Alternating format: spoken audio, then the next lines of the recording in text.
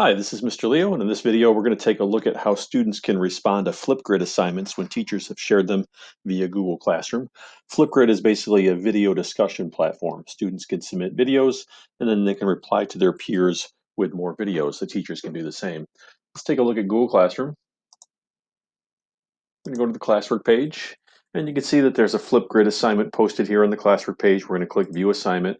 Just like with other tools that we've commented on here in this video series, students will want to click Mark as Done after they've completed the assignment. Let's open it up. Students will be prompted to log in with Google. And you can see that there's been a question that's been posed. There's a big plus sign. Notice this is a moderated uh, discussion. The teacher will have to preview each video that's submitted prior to it appearing on the topic grid. You can see that in this case, there's already been 62 responses. When they click on the green plus sign, in some cases, they may be prompted to allow access to the camera and microphone. You want to click Allow. If you accidentally click block, you can always return to the lock icon and you can change the status of the camera and the microphone. You can find those under Site Settings.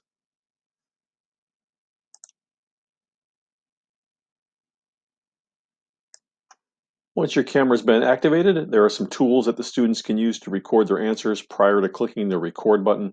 Notice also there are dots.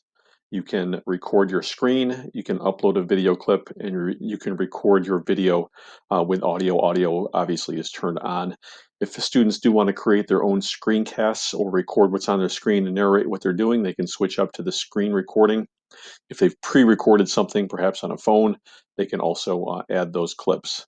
Let's return back to the main screen. Just a couple different tools at the student's disposal. There are color filters. These are simply like Instagram style ways to change what the appearance on the screen. Not every student likes to be on video. If that's the case, they can choose a filter like this pixel one, or they can just choose the whiteboard option, and that way they will not appear on screen. We'll pick a whiteboard or a blackboard. There are text tools the students can use. Pick any one of these and then type on the screen. Students want to show their work. There's also, let's go back here. There's also stickers. Think of stickers as like emojis that the students can use. If they want to add something to their canvas, they can do that. They can resize it.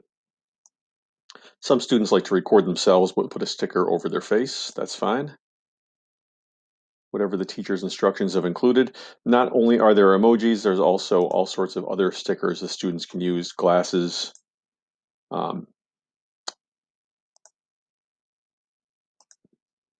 variety of text, variety of characters. If you're all set with adding stickers, you can look at the next feature, which is the photo sticker. This is where you can upload images from your computer. You can drag and drop images, or you can search your computer for whatever images you may have downloaded. I've got some colored pencils here. We'll put those on the page. Of course, all these are resizable and movable. Another tool students might want to consider using is the drawing tool. With their mouse or with a touchscreen, they can draw on the screen. I'll simply do 3 plus 3 equals 6. So if students want to show their math skills or conjugate verbs in foreign languages, they can certainly do all of that. And if the student needs to prepare a script ahead of time, there's also some sticky notes. Students can prepare as many of these as they want. They can drag them around the screen. No one will see them except for the student. This is not recorded on camera. So if the student wants to prepare a script, they can make it appear as if they're giving eye contact to the camera, but in reality, they're simply reading their note. You turn these off when you're all set. If you need to clear the screen, you can clear the screen. And you can also show the topic if you've forgotten what the question happens to be. The little book icon will bring up the full topic. Notice timing is limited as well. In this case, there's a minute and 30 seconds. Teachers can set the time limit from as short as 15 seconds to as much as 10 minutes. You can switch camera. If you're on a mobile phone, there is a Flipgrid app. Students can switch between the front-facing and rear-facing cameras on that app. They can also upload a video that perhaps has been pre-recorded. When you're all set to record, you're going to click the record button.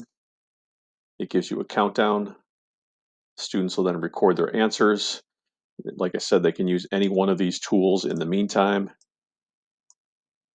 And then when they're all set, they can either pause the video, redo it, or proceed to the next portion of Flipgrid.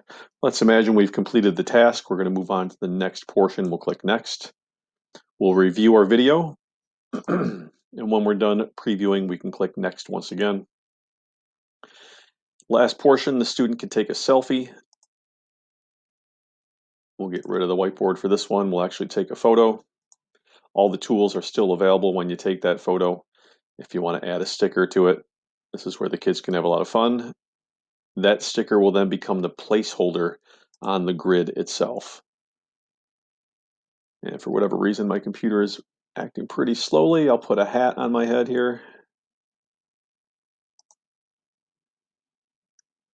Like I said, you can resize this. Students can spend quite a bit of time doctoring up their Flipgrid stickers.